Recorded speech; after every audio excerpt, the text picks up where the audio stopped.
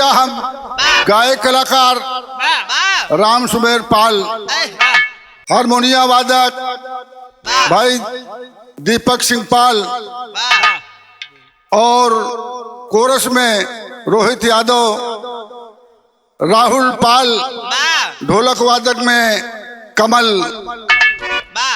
भाई, अजय भाई के देख रेख में एक कैसेट के कार्यक्रम हो रहा है। माँ के वंदना के लिए एक भाव एक कलाकार प्रस्तुत करता है और कहता है कि माँ तू बड़ी ममता मई हो। जब जब भक्तों पर मुसीबत पड़ी है तब तब अपने भक्तों की रक्षा माँ किए हो।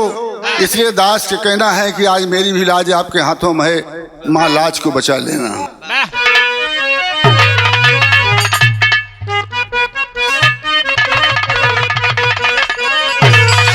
अरे ऊंची पहाड़ी है माई तेरो धाम बा,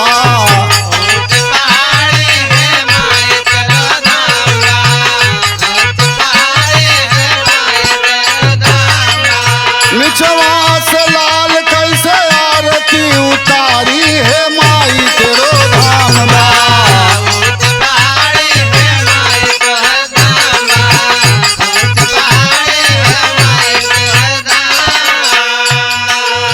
ऊंचे पहाड़िया पे भक्तन का डेरा,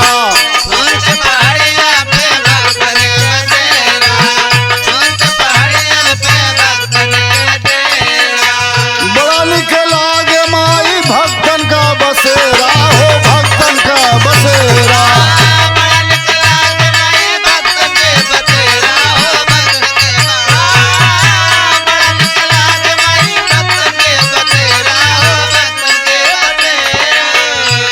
इसलिए दास से कहना है कि माँ आपके दरबार में हजारों की संख्या में सेवक फूल माला लेकर पूजा के लिए खड़े हैं।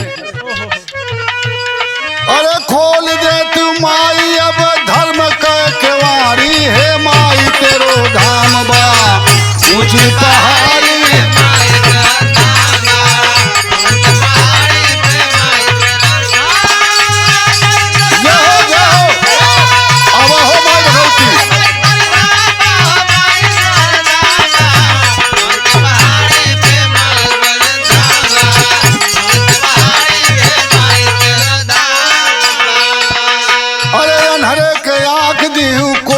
का काया,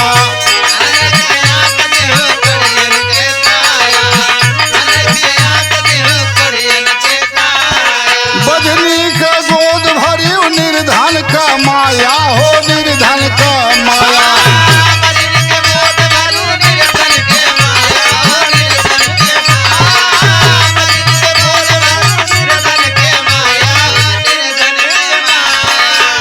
नरियर हजार फुटे तोहरे दुआरी है माई तेरो धाम बा।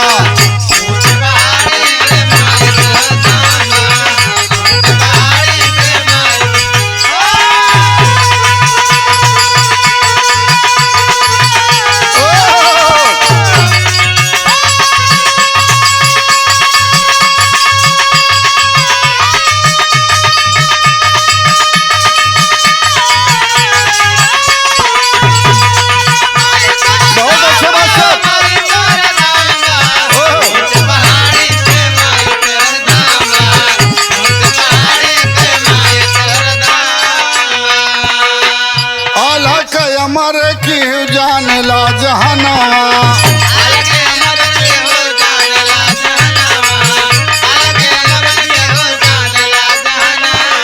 उनकर तमाई अमर कैलू तनवा हो, अमर कैलू तनवा।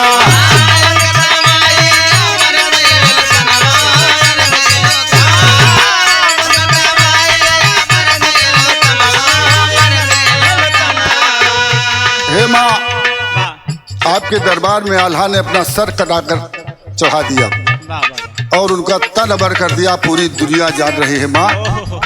इससे अगला बंद कहना है कि उदले के अमर तू की हलू कटारी है माई तेरो धाम बा, ऊंची पहाड़ी है माई।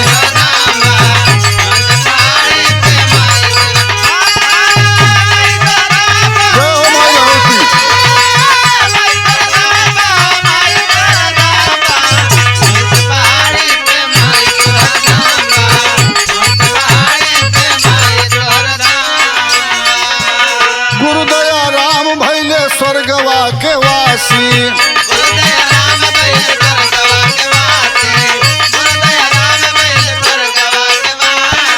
सगरी नगरिया में छाई उदासी हो छाई उदासी।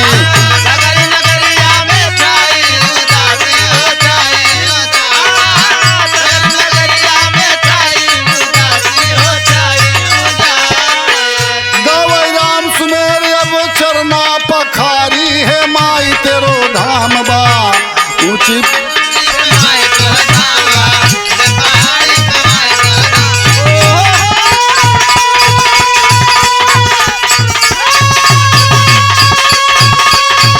बहुत अच्छा रोहित।